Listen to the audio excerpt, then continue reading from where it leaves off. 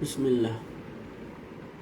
Bismillahirrahmanirrahim. Alhamdulillah wassalatu wassalamu ala sayyidina Rasulillah wa ala alihi wa sahbihi wa man walah, amma ba'du. Assalamualaikum warahmatullahi ta'ala wabarakatuh.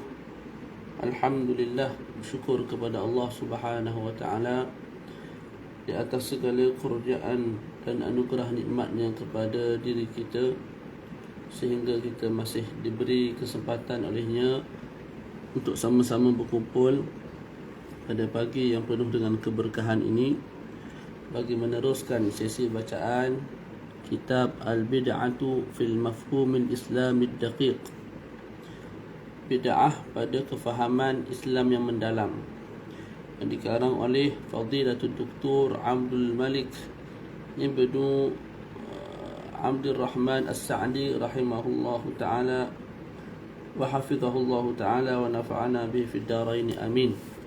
Kita masuk pada muka surat 12, iaitu pada perbincangan an-naqsu wa ziyadah fi ma huddida syar'an, menambah dan mengurangkan ibadat yang telah ditentukan oleh syarak. Adakah hukumnya dibenarkan ataupun dilarang? An-naqsu fil ibadati المحددة شرعا حرام وبدعة ومفسد لها، وذلك كالنقص من الركعات أو أيام الصوم أو عدد أشواط الطواف أو عدد الجمرات أو التلاعب في مقادير الزكاة وأنصبتها أو إنقاص ركن داخل العبادة ونحو ذلك. Tadi Maulana Syekh sebut mengurangkan ibadat yang telah ditentukan oleh syarak merupakan perkara yang haram dan bid'ah yang sesat dan merosakkan ibadat tersebut. Contohnya ialah mengurangkan rakaat, zuhur jadi 3, puasa sepatut sebulan kita buat setengah bulan, Ramadan, tawaf 7 pusingan kita buat 5, tak melontar jamrah 7 biji batu kita melontar hanya 3 biji batu, dan juga bermain pada miqdaruz zakah, pada qadar zakat. Jadi contoh kalau wajib ke 1 sok, 1 kantang, kita sebut 1 cupok saja yang wajib. Kalau 2.5 kita sebut 1.5. Itu bermain dengan apa? Satu qadar yang telah ditentukan oleh syarak, itu haram. Ataupun mengurangkan rukun dalam ibadat. Zuhur sembahyang tak ada rukuk ataupun tak ada sujud, itu semua tu haram dan bid'ah finnar. Boleh ya Allah. Amma ziyadatu fa innaha tanqasimu ila muttasilatin wa munfasilatin aw bi'ibaratin ukhra ziyadatun fil ibadah aw ziyadatun 'ala al-ibadah. Adapun penambahan, maka ianya terbahagi kepada dua. Ada penambahan yang berbentuk bersambung dengan ibadat, ada penambahan yang berbentuk terpisah daripada ibadat. Ataupun dengan ibarat yang lain, ziyadah, pertambahan dalam ibadat, dan pertambahan atas ibadat. Tu. Fa ziyadatu muttasilah aw ziyadah fil ibadah. Pertama sekali ialah pertambahan yang bersambung dengan ibadat, yang ada dalam ibadat. Az-ziyadah fil ibadah. Itu hukumnya apa? Bid'atun wa dalalatun. Itu bid'ah dan kesesatan. Ka ziyadati ruku'in aw sujudin aw rak'atin kamilatin ta'ammudan aw ziyadati alfazin fi sighati al-adhan al-waridati aw lafzatin tukhillu fi nizamihi wa uslubihi wa alhanihi ka ziyadati ibaratin ana ibaratih aw ziyadati sayyidina qabla al-ism an-nabiy alayhi salatu wassalam لأنها تخل في لحنه وأسلوبه، فإن لم يحصل خلل في زيادتها وزيدت على بنية إكمال العبادة من النقص بل الاحترام والتأدب، كأن يزيد لفظ سيدنا قبل ذكر اسمه عليه الصلاة والسلام أدبا معه عليه الصلاة والسلام في الصلاة الإبراهيمية، فلا مانع من ذلك ولا تعد الزيادة بدعة. Dia sebut pertambahan yang berbentuk bersambung dengan ibadat ataupun az-ziyadah fil ibadah, pertambahan dalam ibadat, itu bid'ah dan juga kesesatan, seperti penambahan rukuk, sujud, ataupun zuhur tambah 1 rakaat jadi 5. ataupun tambah lafaz-lafaz dalam azan tak yang mengubah uslub ataupun nizam bagi azan tersebut. Contoh kita tambah apa? Allahu akbar, Allahu akbar, Allahu akbar, Allahu akbar, alhamdulillah, subhanallah, alhamdulillah, wa la ilaha illallah, Allahu akbar. Lepas tu barulah kita asyhadu an la ilaha illallah, itu bid'ah. Ataupun Syekh sebut sini tambah Sayyidina sebelum nama Nabi. Ini masih berlaku ni lah. Jadi kat sini Syekh memilih mengatakan itu perkara yang dilarang. Contoh asyhadu anna Muhammad, kan? Asyhadu anna sayyidana Muhammadar Rasulullah. Itu dilarang menurut Syekh Abdul Malik As-Sa'di hafizahullah. Nah. Tapi kalau pertambahan itu ditambah bukan niat nak sempurnakan ibadat, bukan, malah sekadar nak memuliakan, nak membesarkan junjungan besar Nabi Muhammad, maka ketika itu tidak ada masalah. Contoh ditambah lafaz Sayyidina sebelum sebut nama Nabi dalam selawat, dalam tahiyat lah. Tak. Jadi Allahumma salli ala Sayyidina Muhammad wa ala ali Sayyidina Muhammad kama sallaita ala Sayyidina Ibrahim wa ala ali Sayyidina Ibrahim. Jadi kita tambah Sayyidina sebelum nama Nabi Muhammad, sebelum nama Nabi Ibrahim. Yang tu dibenarkan syarak. Tapi dengan syarat jangan kita anggap apa yang datang daripada Nabi itu kurang, sehingga perlu kita tambah Sayyidina. Tapi penambahan itu sekadar untuk menghormati dan mengagungkan Nabi, itu sahaja. Jangan anggap apa yang datang warid daripada Nabi yang tidak ada Sayyidina tu sebagai satu perkara yang kurang. Boleh? Nah.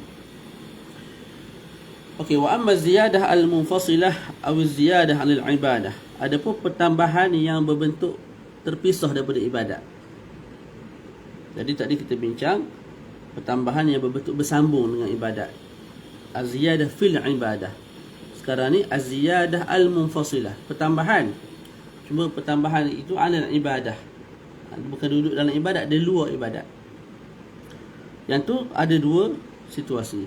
Fa imma an takuna manhiyan anha aw la. Sama ada ianya dilarang ataupun tidak. Az-ziyadah al-munfasilah ada dua, sama ada dilarang ataupun tidak. Adapun yang dilarang, contoh fal manhiyu anha yakunu amaluha bid'ah. Adapun yang dilarang, maka kita laksanakan perkara tersebut dianggap sebagai bid'ah. Contoh apa dia? Kasalatin nafilah ba'da subhi wal asri.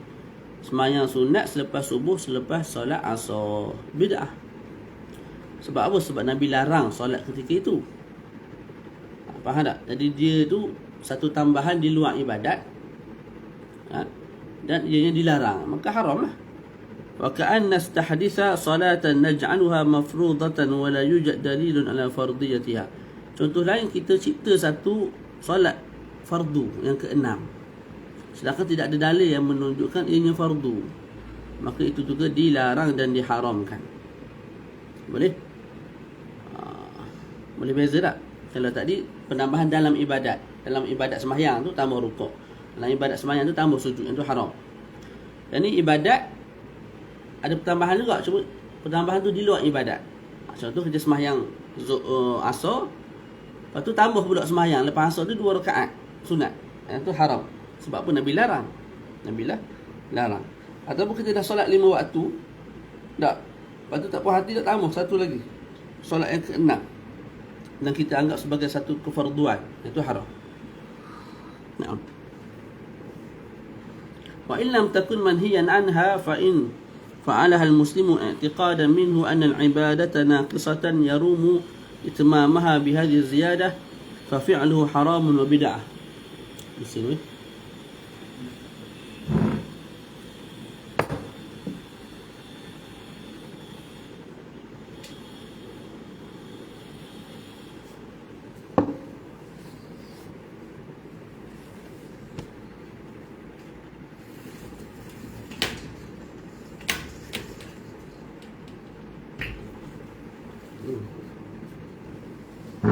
Okey.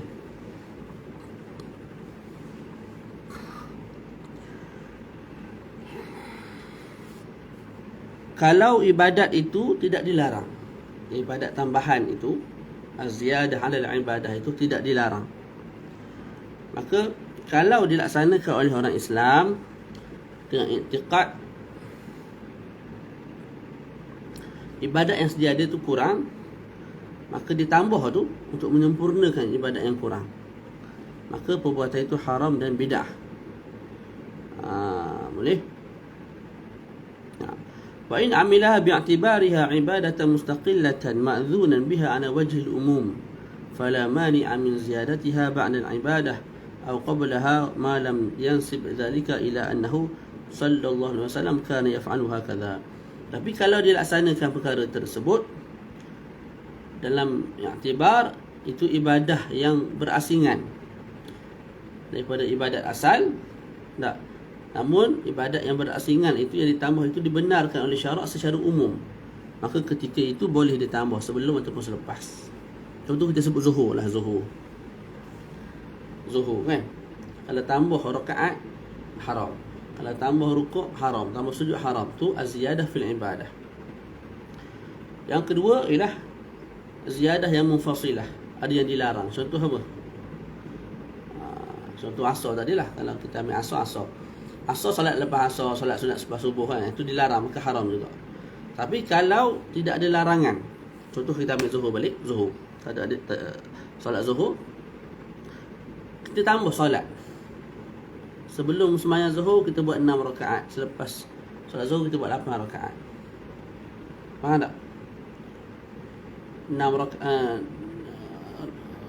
yang kita tambah tu bukan solat qabliyah ba'diyah lah, solat lain, solat sunat mutlak ke, solat sunat hajat, ikutlah apa-apa solat kan. Jadi kamu tambah tu pasal apa? Kalau kamu tambah kerana kamu nampak apa yang ditentukan oleh syarak ni satu kekurangan, itu berdosa, itu haram. Tapi kalau kamu sekadar tambah, aku sekadar tambah solat hajat ni memang amalan aku, apa-apa benda aku minta daripada Allah Ta'ala, apa-apa perkara aku istikharah, maka selepas solat, sebelum solat aku sembahyang istikharah, aku sembahyang solat hajat, yang tu dibenarkan. Tapi dengan syarat jangan sandarkan perkara tu kepada Nabi. Jangan sebut Nabi buat bagian, Nabi buat sekian. Nak sandar kepada Nabi mesti ada nas yang jelas, yang tunjuk, yang bagi tahu Nabi buat perkara tu. Boleh? Namun kita tak haramkan juga sebab ada dalil umum. Untuk tengok contoh saya bagilah banyak.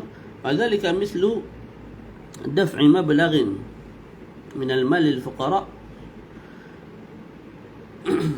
aktsara min al-muqarrar daf'uhu zakatan.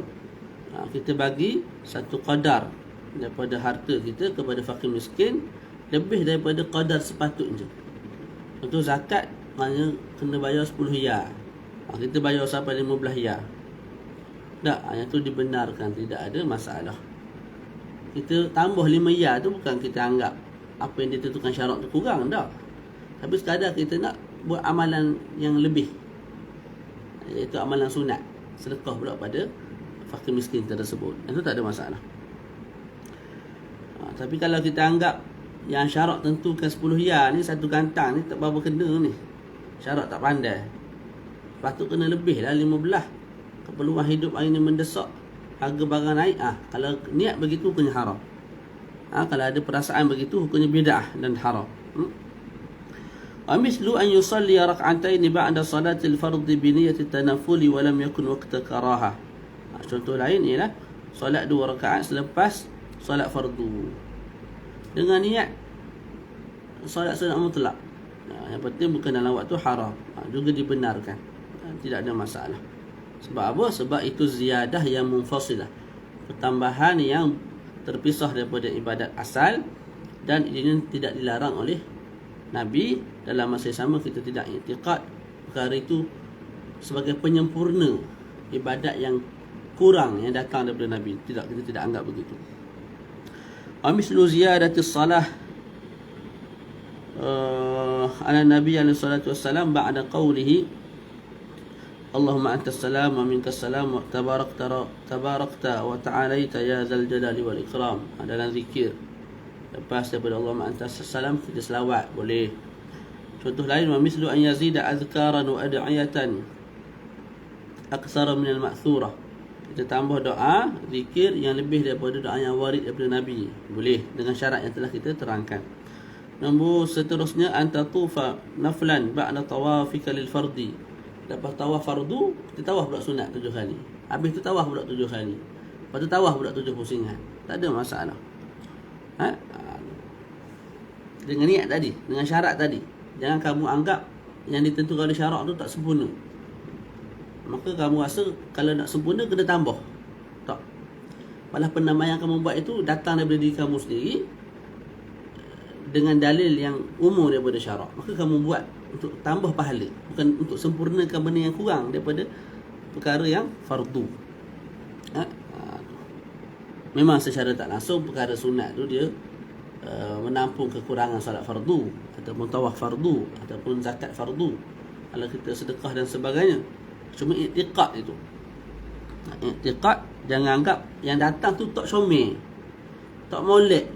Macam zakat yang saya bagi contoh, dalam keadaan ekonomi mendesak takkan 10 hiyar. Syarat ni tak pandai ke lagu mana, kita pun tambah sampai 15 hiyar, 300 hiyar bayar. Tu tak boleh. Tapi kalau tambah tu sekadar tambah amalan sunat daripada diri kita sendiri, tidak ada masalah. Wa mislu ma yuzadu qabla al-adhan wa ba'dahu min alfaz at-tanbih bi dukhul al-waqti wa hakaza. Contoh lain ialah apa-apa yang ditambah sebelum azan, selepas azan, daripada lafaz-lafaz yang memberi faham telah masuknya waktu, ataupun akan masuk waktu. Yang penting jangan ganggu lafaz azan asal. Kemudian selesai kat situ. Nanti selesai dah bincang tentang hukum menambahkan dan mengurangkan sesuatu amalan yang telah ditentukan oleh syarak. Kita masuk pula aqwalul ulama'i fil bid'ah. Pandangan-pandangan ulama dalam ataupun tentang bid'ah. Dalam kitab ni Syekh bawa dalam 9 orang ulama. Yang pertama, baca dulu.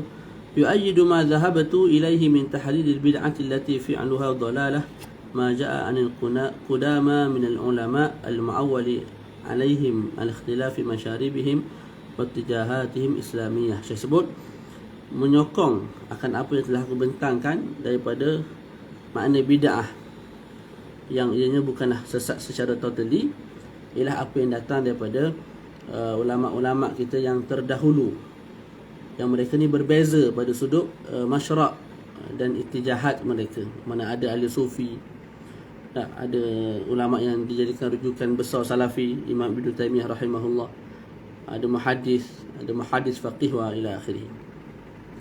Wa ilaika nususan min aqwalihim. Yang pertama, al-Imam Al-Ghazali Hujjatul Islam rahimahullah, جاء في إحياء علوم الدين بعد أن تحدث عن الأكل عن المائدة قال وأعلم أن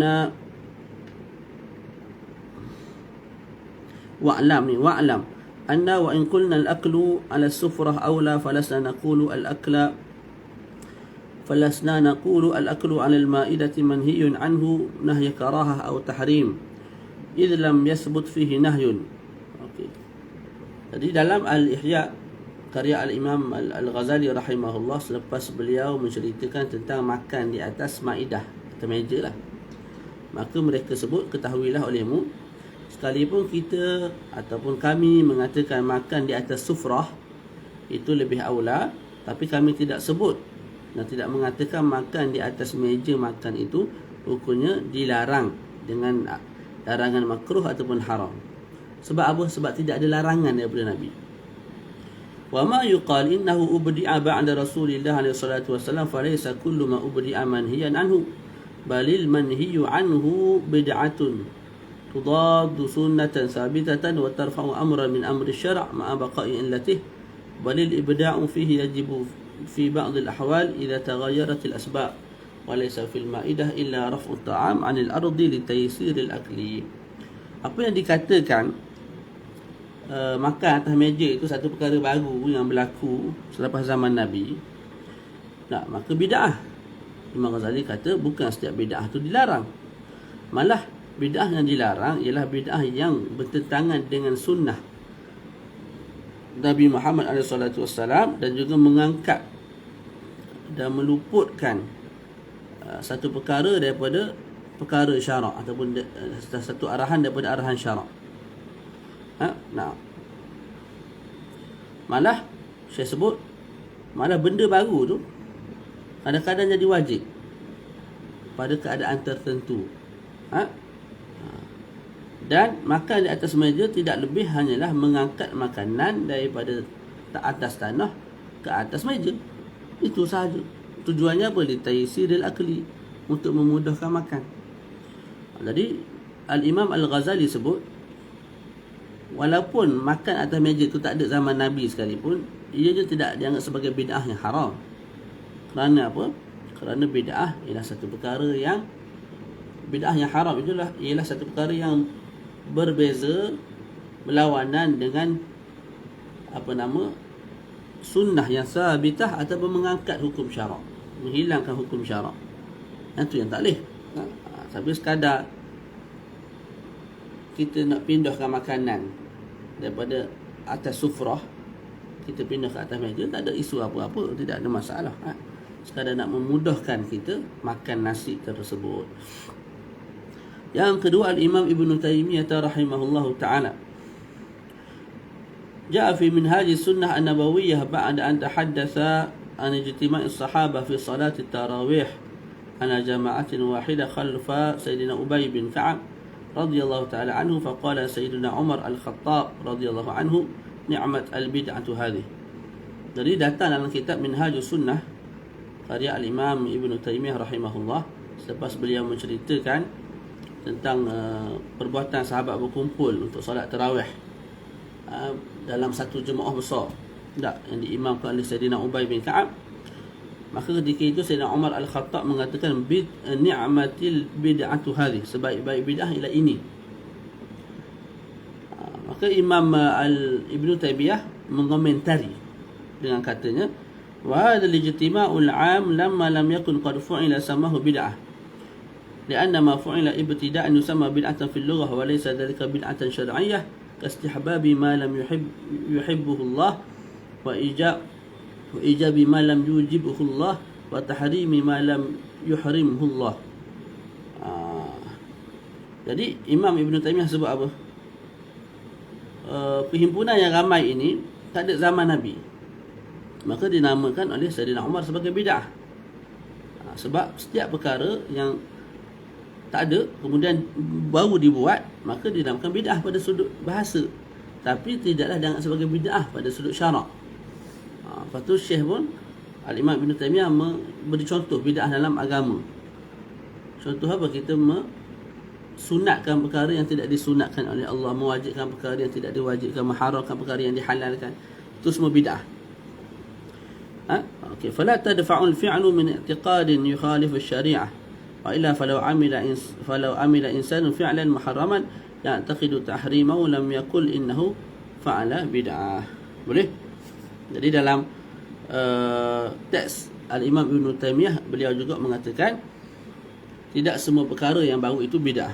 Kemudian ulama yang ketiga ialah Al-Imam Ibn Hajar Al-Asqalani. Ini hufadhul hadis, maknanya pakar hadis lah. Bila sebut Imam Ibn Hajar ni, kira orang panggil apa,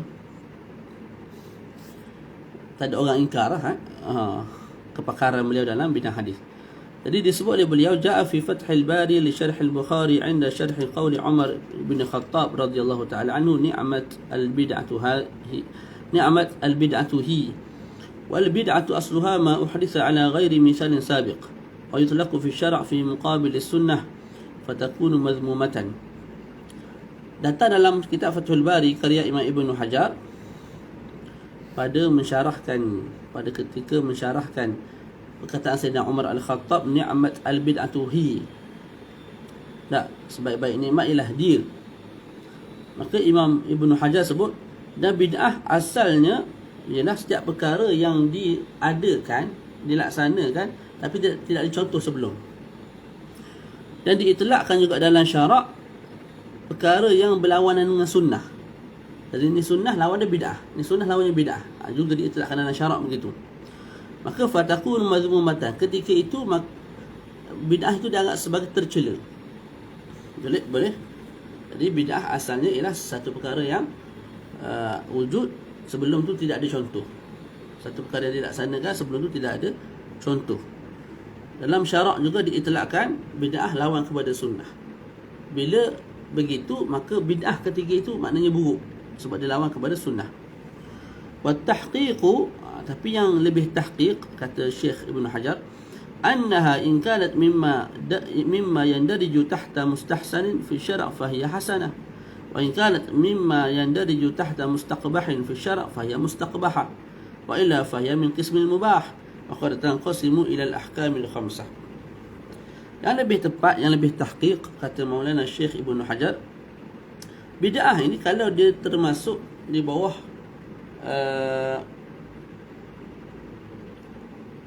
perkara yang baik dalam syarak, maka ianya baik.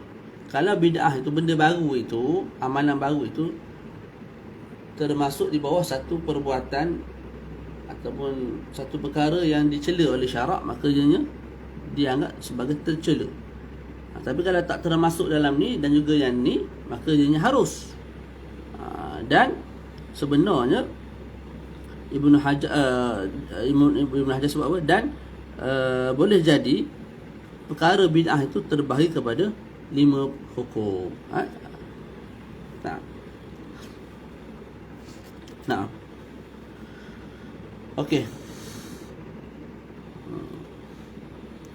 Yang keempat, Al-Imam An-Nawawi rahimahullah, Imam Nawawi pula, qala fi tahdzib al-asma' wal lughat. Imam Nawawi sebut dalam kitab dia Al-Asma' wal Lughat, ataupun fi kitab tahdzib al-asma' wal lughat, al-bid'atu bi kasr al-ba', baca al-bid'ah bagi bawah, fi syar'i, pada sudut syarak, ialah hiya ihdatsu ma lam yakun fi ahdi Rasulillah alaihi salatu wasalam, melaksanakan, mengadakan perkara yang tidak ada pada zaman Nabi, dan ianya terbahagi kepada hasanatin wa qabihah. Bid'ah yang tidak ada pada zaman Nabi itu terbahagi kepada baik dan buruk. Qala Syekh Al-Imam Al-Mujma' ala imamatihi wa jalalatihi wa tamakkunihi fi anwa'il ulum wa bara'atihi. Dan telah berkata Al-Syekh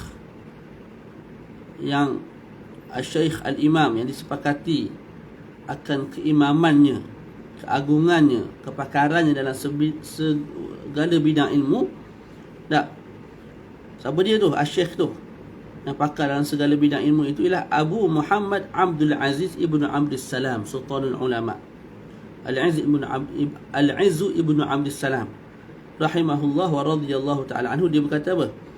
Fi akhir kitab al-qawaid, dalam akhir kitab qawaid beliau, Qawaidul Ahkam fi Masalihil Anam, beliau sebut al-bid'atu munqasimatun ila wajibatin wa muharramatin wa mandubatin wa makruhatin wa mubahatin. Qala wa at-tariqu fi dhalika an tu'rada al-bid'atu ala qawaid asy-syariah. Jadi Al-Imam Al-Izz Ibn Abdul Salam, Sultanul Ulama, mengatakan bid'ah ni terbahagi kepada 5. Ada kala wajib, haram, sunat, ada kala makruh dan harus. Cara nak tahu perkara baru tu haram ataupun makruh ataupun harus, maka kita bentangkan perkara baru tu di bawah kaedah syarak. Kalau kaedah tu, kaedah syarak melarang perkara tu, maka haram. Kalau kaedah syarak membenarkan, maka ianya harus. Boleh. Contohnya apa? Saya bawa satu-satu. Fa in dakhalat fi qawaid al-ijab fa hiya wajibah. Kalau perkara bid'ah itu masuk di bawah kaedah-kaedah wajib, maka dia wajib. Au fi qawaid at-tahrim fa muharramah. Kalau masuk di bawah kaedah tahrim, haram, maka ianya haram. Au an-nadbi fa mandubah, au al-makruh fa makruhah, au al-mubah fa mubahah. Kalau masuk di bawah kaedah sunat, maka ianya sunat. Kalau masuk di bawah kaedah makruh, maka ianya juga makruh. Kalau masuk di bawah kaedah harus, maka perbuatan baru yang tidak ada zaman Nabi itu dihukum harus oleh syarak. Kemudian Al-Syekh Al-Izz membawa contoh. Walil bid'ah al-wajibati amthilah. Contoh bid'ah-bid'ah yang wajib. Ini semua tak ada zaman Nabi ni. Tak, tapi wajib. Wajib ni tak buat berdosa lah. Contohnya apa? Banyak juga contohnya. Baca je lah. Tak? Baca je. Okey. Yang pertama, al-ishtighalu bi ta'allumi wa ta'limi an-nahwi alladhi yufhamu bihi kalamullah ta'ala atau kalamu rasulih sallallahu alaihi wasallam, wa dhalika wajibun lianna hifdh asy-syari'ah wajibun wa la yata'atta hifdhuha illa bidzalik, fama la yatimul wajibu illa bihi fahuwa wajibun. Contoh bid'ah yang wajib ialah menyibukkan diri dengan belajar dan mengajar ilmu nahwu. Kerana dengan ilmu tersebut kita akan faham kalamullah dan juga kalamu Rasulillah, Quran dan juga hadis. Maka hukumnya wajib. Sebab apa wajib belajar nahwu tu? Sebab dengan dia kita akan dapat faham Quran dan sunnah. Kenapa nak kena faham Quran dan sunnah? Kerana menjaga agama tu wajib.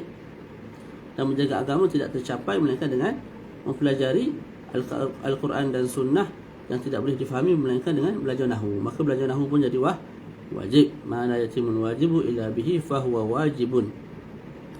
Yang kedua, contoh yang kedua, athani hifdhu gharibil kitab was sunnah min al-lughah. Menghafaz bahasa-bahasa yang sukar, yang agak asing dalam Al-Quran dan dalam sunnah Nabi. Kita kena hafaz dan kena faham supaya apa? Supaya kita dapat fahami Al-Quran dan hadis dengan baik. Dan memahami Al-Quran dan hadis dengan baik itu cara untuk kita jaga dua kitab tersebut, dua perkara tersebut. Dan menjaga dua perkara tersebut hukumnya wajib. Maka wasilah mengambil hukum al-maqasid. Al-thalith tadwin usuluddin wa usulul fiqh. Mengarang kitab usuluddin, akidah, dan juga usulul fiqh. Ini wajib juga. Sebab usul fiqh ni ajar cara nak istinbat hukum. Kalau tak ada cara istinbat hukum, macam mana kita nak istinbat hukum daripada Quran Sunnah? Akhir sekali Al-Quran Sunnah dibiarkan begitu sahaja, tak ada orang jaga. Ataupun orang sesat ni sesuka hati boleh berfatwa. Jadi hancur kita punya agama kita. Jadi wajib dikarang kitab-kitab yang menjaga agama, ataupun menjaga akidah dan juga menjaga agama itulah usulul fiqh. Macam belajar fardu ain, tu dikira bid'ah yang wajib dilakukan ustaz. Dia taklah. Belajar fardu ain ni bukan bid'ah. Memang ada nas jelas daripada Nabi suruh belajar. Cuma kita belajar dengan sistem, dengan kitab, dengan guru, dengan cara yang mungkin tak ada zaman Nabi, yang tu bid'ah yang kita sebut sebagai satu perkara yang wajib. Sebab terhenti di atas pengajian begitu, fahamnya syarak, fahamnya fardu ain. Tapi kalau tak semestinya dengan cara tu baru kita faham fardu ain, ada cara lain, maka tak wajiblah dengan cara tu, boleh guna cara lain. Boleh. Jadi belajar fardu ain tu sendiri bukan bid'ah, bukan benda baru lah. Itu memang ada nas daripada syarak suruh kita belajar. Talabul ilmi fardhatun ala kulli muslim, maksudnya lah fardu ain tu. Belajar agama wajib bagi setiap orang, iaitu fardu ain. Jadi ada nas yang jelas lah. Cuma metod mengajar tu, guna kita ada salah jamiah ke, aqidatul awam ke, tu. Yang tu tak ada zaman Nabi lah. Yang tu kita boleh sebut bid'ah. Dan tengoklah, kalau terhenti ke atas pengajian tu sahaja boleh faham fardu ain, maka jadi wajib. Kalau tidak, maka hanya sunat. Zahir nampak sunat lah, bukan mesti dengan cara tu. Ada kitab lain boleh juga, ada cara lain. Tak, bukan mesti menghafaz, bukan mesti ada papan tulis. Jadi semua tu sekadar metod lah bid'ah yang kita sebut. Comel lah, molek untuk pemudahkan ilmu tu disampaikan kepada umat manusia. Allah. Yang keempat, ar-rabi' al-kalamu fil jarh wa ta'dil wa tamyiz as-sahih min as-saqim. Yang keempat ialah perbincangan, perbahasan dalam ilmu al-jarh wa ta'dil. Ilmu yang menentukan perawi hadis tu adil ataupun tidak. Adil diterima kalau mubtadi' ataupun fasik, maka ada perincian hukum lah. Ada waktu ditolak. Dalam masa yang sama dibincangkan juga tentang apa?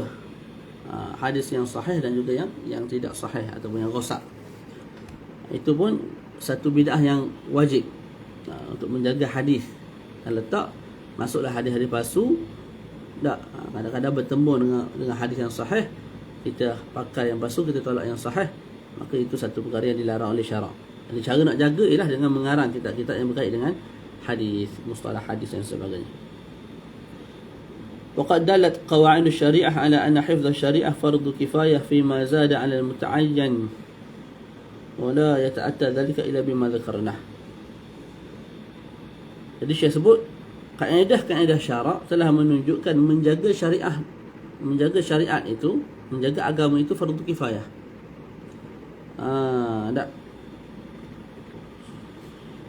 Dan ianya tidak akan sempurna melainkan dengan apa yang telah kita sebut tadi. Belajar nahwu, hafaz gharibul kitab wa sunnah, belajar akidah, belajar usul fiqh dan sebagainya. Boleh? Jadi itu wasilah, cara untuk menjaga syarak, untuk menjaga agama yang kita sebut hukumnya wajib. Maka cara itu pun dihukum sebagai wajib, walaupun dianggap sebagai bid'ah, perkara baru. Walil bid'atil muharramati amthilah minha, contoh bid'ah yang haram pula ialah mazhabul qadariyah, mazhab qadariyah wal jabriyah, mazhab jabriyah wal murji'ah wal mujassimah wa raddu ala haula'i min al bid'ah al wajibah. Jadi bid'ah yang muharram ialah pandangan-pandangan mazhab yang sesat, iaitu mazhab qadariyah, jabriyah, mujassimah, murji'ah, dan menolak kesesatan mereka itu dianggap sebagai bid'ah yang wajib. Kemudian walil bid'ah al-mandubah amthilatun, bagi bid'ah yang sunat pula ada contoh-contohnya. Antaranya ialah lama pula weh, berapa minit dah? 37 minit dah. Ya Allah. Ihdathur rubuti wal madaris wa kun إحداث الربط والمدارس وكل إحسان لم يعهد في العصر الأول, mewujudkan ribat-ribat, tempat pengajian dan setiap perkara yang baik yang tidak ada pada zaman kurun pertama, tak zaman Nabi. Wa minha tarawih, antara lain ialah tarawih, ni sunat ni, bid'ah yang sunat. Wal kalam fi daqaiq at-tasawuf, perbahasan tentang ilmu tasawuf yang mendalam. Wa fil jadal, ilmu perdebatan, tak, untuk mengalahkan pihak musuh, pihak orang yang sesat ni. Wa minha jam'ul mahafil istidlal in qusida bidzalika wajhullah, antara lain ialah buat satu perhimpunan untuk lawan hujah, kalau dikehendaki daripada perhimpunan tersebut Allah Subhanahu Wa Taala. Debate ataupun dialog, tak, buat perkara tersebut walaupun tidak ada zaman Nabi, maka hukumnya sunat kalau niatnya baik kerana Allah. Kalau tidak, hukumnya selain daripada itulah. Walil bid'ah makruhah amthilatun minha, contoh bid'ah yang makruh pula ialah zakhrafatul masajid, menghiaskan masjid, wa tazwiq al masahif, menghiaskan Quran. Itu makruh, terlalu beria-ria. Menghiaskan masjid, sejadah lagi comel, kiblat lagi ada tu, ada macam-macam jenis, khat lah apa semua kan. Jadi sembahyang tu tak jadi khusyuk, duk perhati ke khat ni, siapa dia tulis comel ni, pandang depan pun super je juga, pandang kanan pun comel juga. Jadi mata tu tak terjaga, jadi kepala pun mikir ke perkara tersebut. Atas dasar yang dipikir makruh. Maksudnya biar sejadah tu warna putih. Kalau perasan orang-orang dulu, masjid-masjid lama kan, surau-surau lama, tempat sujud tu dia letak kain warna putih. Baguslah orang dulu ni.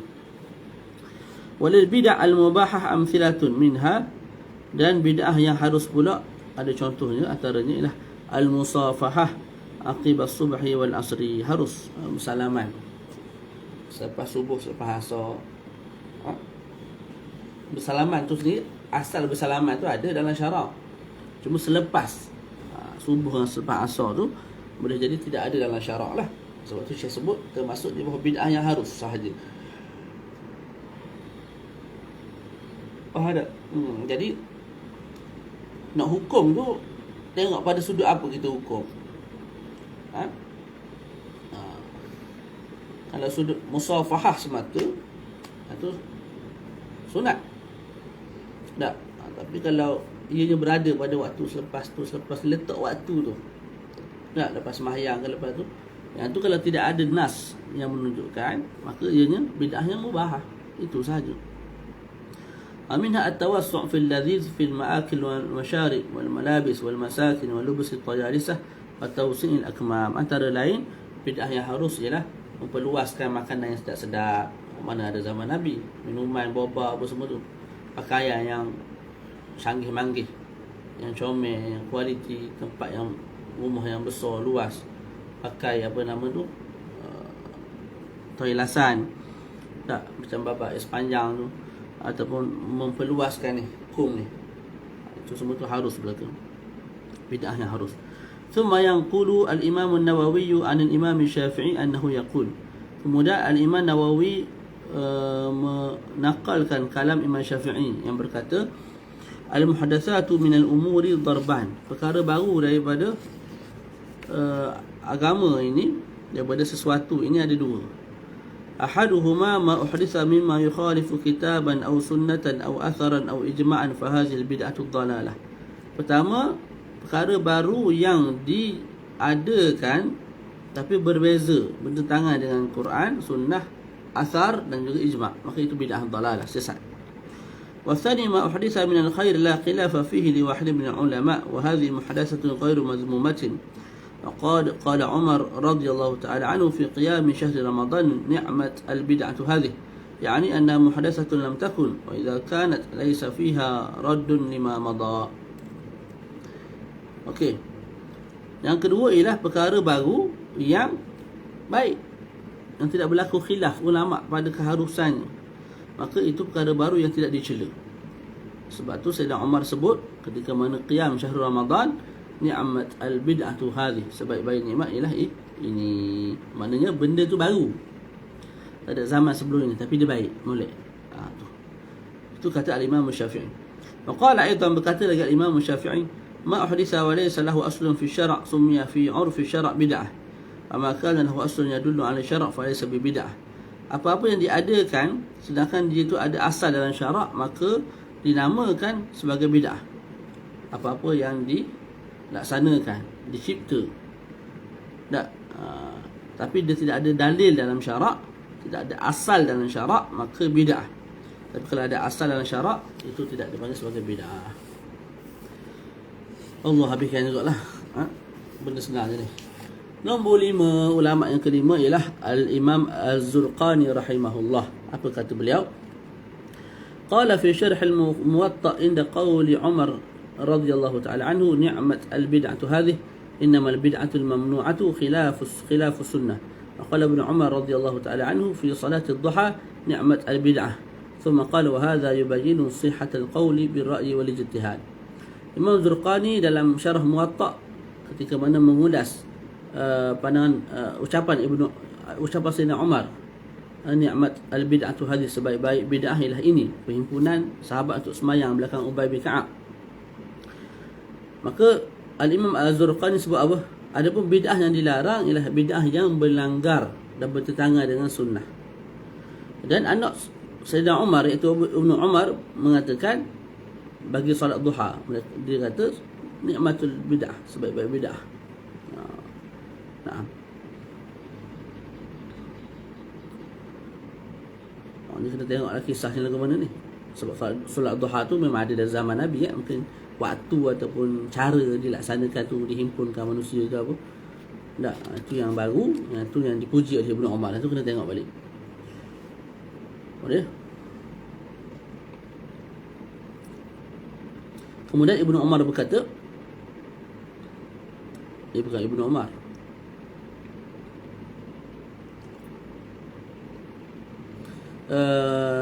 Az-Zurqani, Imam Zurqani mengomentari ucapan Sayyidina Umar dan juga Ibnu Umar, dia kata ini menerangkan keharusan dan kesahihan memberi pandangan dengan ijtihad.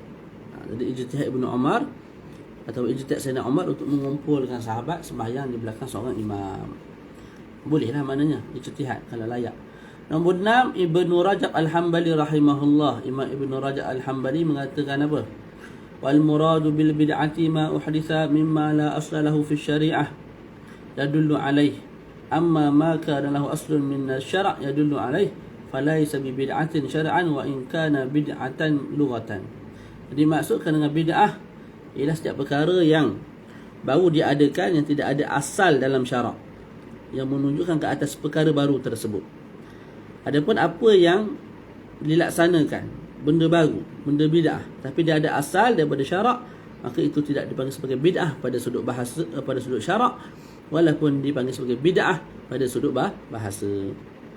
7. Al-Imam Ibnu Hajar Al-Haytami rahimahullah qala wa hiya lughatan ma kana mukhtara'an wa syar'an ma uhditha ala khilafi amri syara' wa dalilihi al-khass wal 'am. Imam Ibnu Hajar Al-Haytami mengatakan bid'ah sudut bahasa ialah perkara yang baru dibuat, maka mukhtara'ah, benda yang direka. Pada sudut syarak adalah sesuatu yang diadakan berbeza dengan agama, berbeza dengan syarak, dan juga berbeza dengan dalil syarak yang khas dan juga umum. Maknanya perbuatan kita tu dalil khas tidak ada menyokong, dalil umum tak ada menyokong. Faham tak? Contoh sembahyang zuhur 5 rakaat, tidak ada dalil khas yang membenarkan kita buat 5 rakaat, dan tidak ada dalil am yang membenarkan kita buat 5 rakaat. Faham betul? Naam. Yang tu bid'ah lah. Az-Zarkashi nombor 8 rahimahullah qala al-bid'atu fi syara' mawdu'atun lil hadith al-mazmum al-ibda'. Bid'ah pada sudut syarak diletakkan bagi makna sesuatu yang baharu yang dicela. Itu. Nombor 9, ja'a fil is'af bil talab mukhtasar syarh al-manhaj al-muntakhab ala qawaid al-madhhab. Telah datang dalam kitab al-is'af karya al-allamah Ahmad Ibnu Ali al-Manjur dalam kitab fiqh Maliki naqlan an al-imam al-Qarafi fil farq al-thani wal 50 wal 200 qawluhu. Nah. Boleh? Jadi al-Imam Ahmad Ibnu Ali As-Sanjur menakalkan daripada Imam Al-Qarafi, ucapan Imam Qarafi lah. Apa dia? Ya'lam anna al-ashaba fima ra'aitu muttafiqun ala inkar al-bid'ah. Ketahuilah sesungguhnya ashab, iaitu ashab al-Malikiyah, pakar ulama-ulama dalam mazhab Maliki seperti mana aku lihat mereka sepakat mengingkari perkara bid'ah. Nassa ala dhalika Ibnu Abi Zaid wa ghairuh, dan perkara itu telah dinaskan oleh Ibnu Abi Zaid dan selain daripada beliau. Itu disebut oleh siapa? Imam Qarafi. Kemudian Al-Syekh Ali Manjur tadi, Syekh Ahmad Ibnu Ali Manjur mengomentari perkataan dan ucapan Az-Zarkashi. Wal haqqut tafsil, yang lebih tepat ialah ada perincian.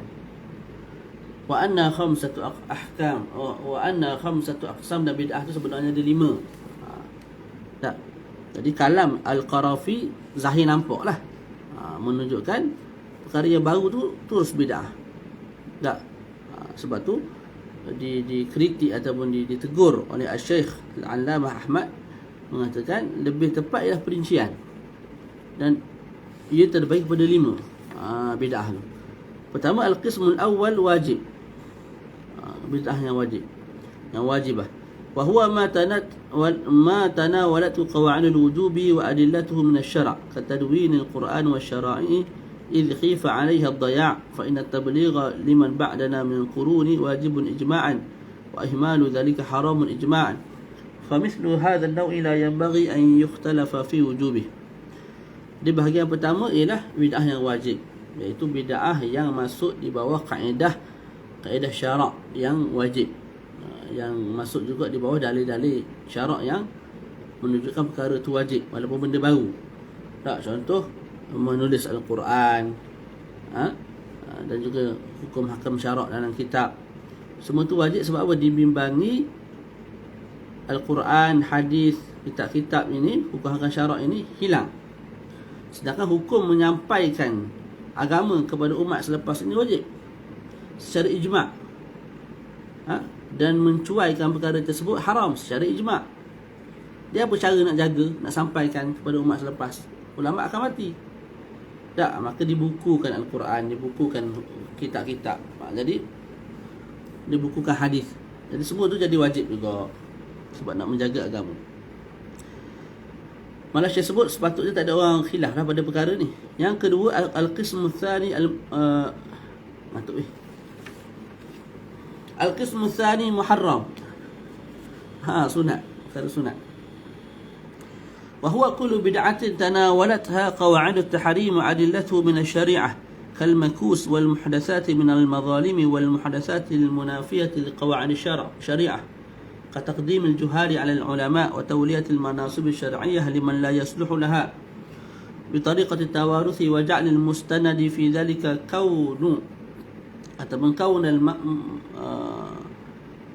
كون المنصب كان لأبيه كان المنصب كان لأبيه وهو في نفسه ليس أهلا لها. Yang kedua ialah haram, bid'ah yang haram. Setiap perkara yang baru yang berada di bawah kaedah-kaedah haram, dan ada dalil daripada syariah yang mengharamkan perkara tersebut, seperti cukai. Kalau tak kena cara lah, kalau tak kena cara, kena cara boleh. Kemudian perkara-perkara yang baru yang tak ada zaman Nabi yang berbentuk kezaliman, tak, ataupun perkara baru yang menafikan kaedah syarak. Contoh mendahulukan orang jahil. Mufti saya orang jahil. Itu bertentangan dengan kaedah syarak yang menyeru kepada ilmu, yang mengangkat tinggi darjat ulama. Ataupun melantik orang-orang yang tidak layak untuk pegang jawatan agama, qadhi dan sebagainya, atas dasar warisan. Contoh sebelum ni pok dia qadhi, mati pok anak ganti, anak bodoh jahil okey, tak boleh. Itu bid'ah. Faham tu? Tu. Melainkan kalau anak pun tok guru juga boleh lah, layak. Kalau tak maka itu bid'ah. Ada zaman pada 3 kurun pertama. Al-qismu tsani mandubun ilaih, perkara sunat, bid'ah yang sunat. Wa huwa ma tanawalatu qawaidun nadbi wa adillatuhu min asy-syara'. Perkara baru yang berada di bawah kaedah-kaedah sunat dan dalil-dalil sunat daripada syarak. Contoh solat tarawih, solat berhimpun untuk sembahyang tarawih. Wa iqamati hay'atin la'iqatin lil qudah. Kita buat satu keadaan, satu pakaian, satu tempat yang khusus untuk qadhi ni. Wa wulatil umur ala khilafi ma kana alaihi sahabah radhiyallahu ta'ala anhum bisabab anna al-maqasid wal masalih asy-syar'iyyah la tahsulu illa bi'azamatil wulah fi nufusin nas. Kalau tengok zaman dulu Sayyidina Umar Al-Khattab, para khulafa ar-rasyidun, pakaian sangat sederhana, kenderaan sangat sederhana, rumah sangat sederhana kan. Begitu juga pada qadhi zaman dahulu. Hari ni kalau kita jadikan mufti begitu, pemimpin begitu, tak, orang tak respect, orang pandang lekeh. Bila orang pandang lekeh, orang tak hormat, orang tak ikut cakap para pemimpin, para ulama, akhir sekali menyebabkan cacar merbah.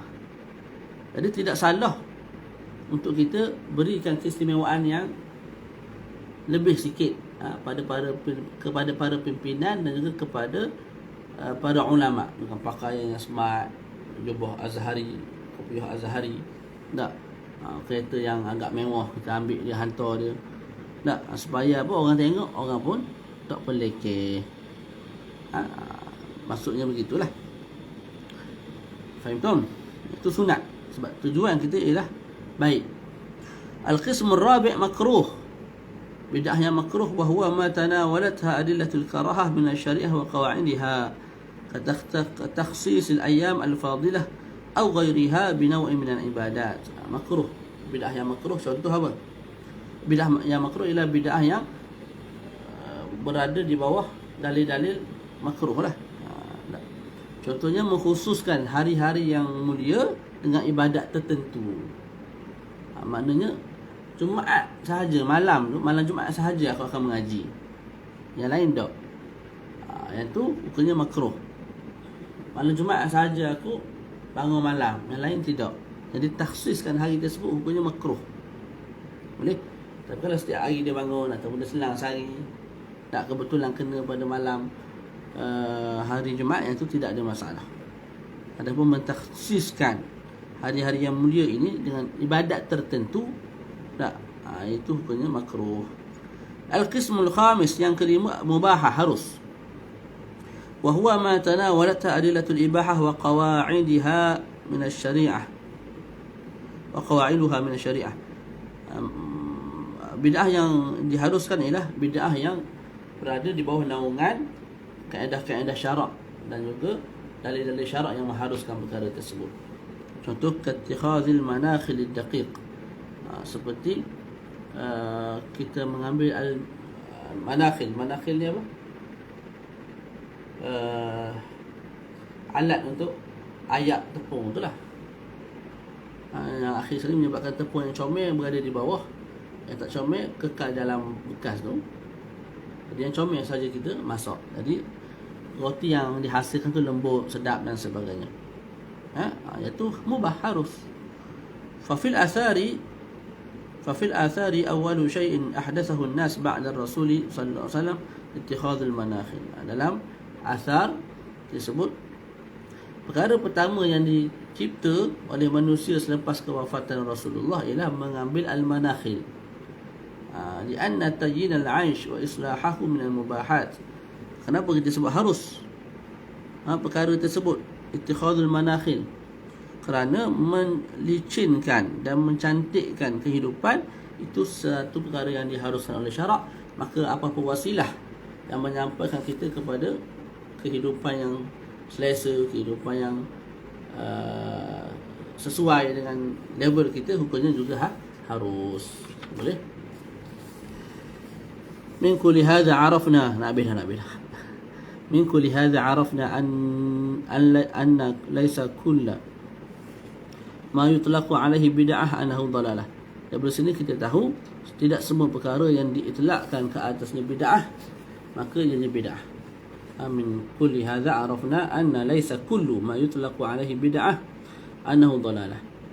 Dari sini kita faham dan kita tahu tidak semua perkara yang disebut oleh ulama bid'ah maka itu dalalah, sesat. Tak. Sebab apa? Tadi kita dah bincang, tak ada ucapan-ucapan antaranya Sayyidina Umar, anak Sayyidina Umar sendiri, ke atas beberapa perkara yang dikatakan sebagai bid'ah. Sedangkan itu bid'ah pada sudut bahasa sahaja. Itu benda baru yang tak ada zaman Nabi. Tapi adakah sesat? Tidak. Lianna qisman minal bid'ah tadkhulu tahta qawaid syar'iyyatin mu'taddin biha falaysa fi'luha dalalah. Kerana ada juga bahagian daripada perkara baru masuk di bawah kaedah-kaedah syarak dan diambil kira yang muktabar, maka tidak dianggap melaksanakan perkara tersebut sebagai kesesatan. Wa itlaqul bid'ah 'alaiha yuradu bihi al-bid'ah lughatan la syar'an. Kalau disebut juga perkara itu bid'ah, macam sembahyang tarawih tadi kan, disebut juga bid'ah, maknanya bid'ah sudut bahasa, bukan bid'ah pada sudut syarak. Jadi jangan cepat sangat. Balil bid'atu hiya al-muharramah aw al-makruhah. Malah bid'ah yang sebenar ialah bid'ah yang haram ataupun makruh. Makruh tu pun masih tak berdosa walaupun dia benci syarak. Itu yang bid'ah yang kita sebut syar'iyahnya. Adapun selain daripada itu kita sebut bid'ah pada sudut bahasa sahaja. Wal umurul lati la tadkhulu tahta al-usul wal qawaid al-'ammah lisyariah. Itu kesimpulan dia, bid'ah pada sudut syarak ialah bid'ah yang muharramah ataupun makruh, dan setiap perkara yang tidak masuk di bawah prinsip-prinsip dan juga dalil-dalil yang umum. Selesai kat situ, insya-Allah nanti kita masuk muka surat 21 min al-qawaid asy-syar'iyyah. Nak bincang tentang beberapa kaedah-kaedah syarak yang umum, yang boleh dijadikan sebagai dalil umum bila mana kita melaksanakan satu-satu perbuatan yang baru yang tidak ada zaman Rasulullah. Lepas tu masuk adamu fi'lin Nabi sallallahu alaihi wasallam wa ashabuhu ataupun ashabihi. Al-fi'la la yalzam minhu adama mashru'iyyatihi. Nabi tak buat, sahabat tak buat akan satu-satu perkara, tidak lazim daripada itu perkara itu diharamkan. Wallahu a'lam. Sallallahu ala sayyidina Muhammad wa ala alihi wa sahbihi wa baraka wa sallam. Alhamdulillahirabbil alamin. Assalamualaikum warahmatullahi wabarakatuh.